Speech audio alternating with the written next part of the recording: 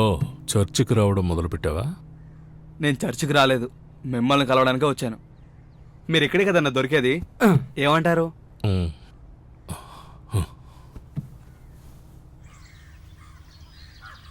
Jesus. అయ్యా మహానుభావా రండి. మా నాన్నేమి ఎటకరించక్కర్లేదు, ఆయన మహానుభావుడే. పొద్దుటే నీ గొడవ ఏంట్రా? ఒక్క విషయం చెప్పాలి రండి. ఎక్కడన్నా గొడవ పడ్డావా? చెప్తాను ఆగండి. ప్రాబ్లం అంటూ ఏమి లేదండి. నేను ఒక అమ్మాయిని తీసుకొచ్చాను, తను ఇప్పుడు మా ఇంట్లో ఉంది. ఎవరు ఆ అమ్మాయ? సూపర్ మార్కెటా లేక ఫ్యాన్సీ స్టోరా?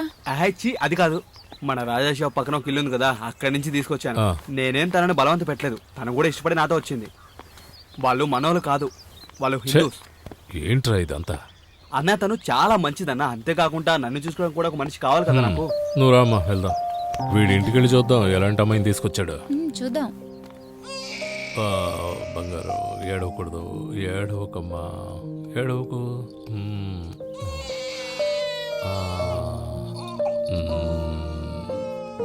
బంగారం ఏడవకమ్మా, చిట్టి తల్లి ఏడవకూడదు, పడుకోవాలి. ఏడవకూడదు, ఏడవకమ్మా. తీసుకో.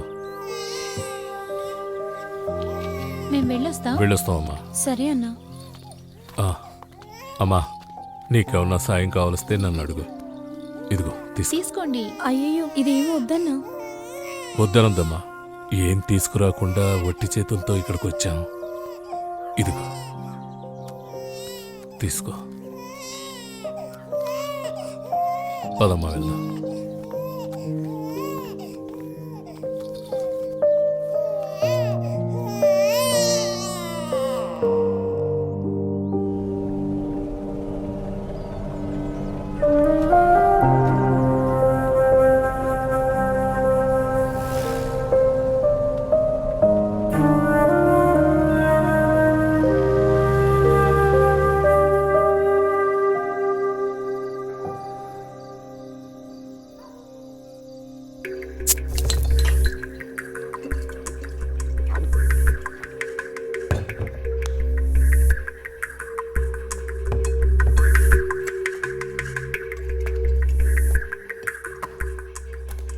ఈ విషయం నీకు అసలు ఎవరు చెప్పారా?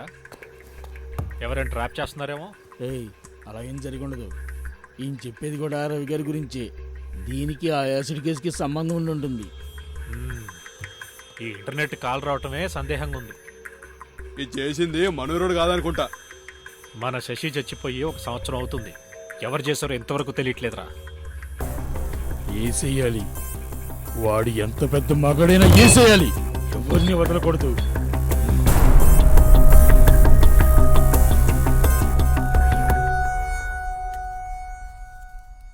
టీ తాగుతావమ్మా?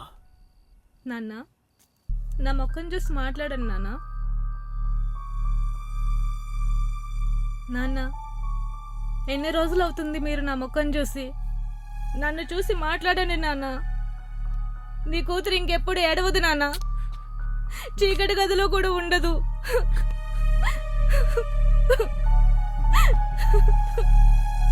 నాన్న,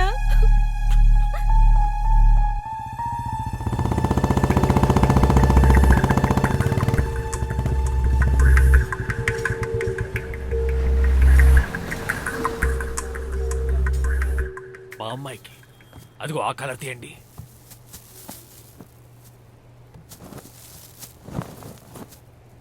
ఇది బాగుంది, ఇంకొంచెం క్వాలిటీ ఉంటే బాగుంటుంది. ఇది చూడండి సార్. అది పింక్ కలర్ ఉందా? లైట్ పింక్ లాంటిది ఏమన్నా?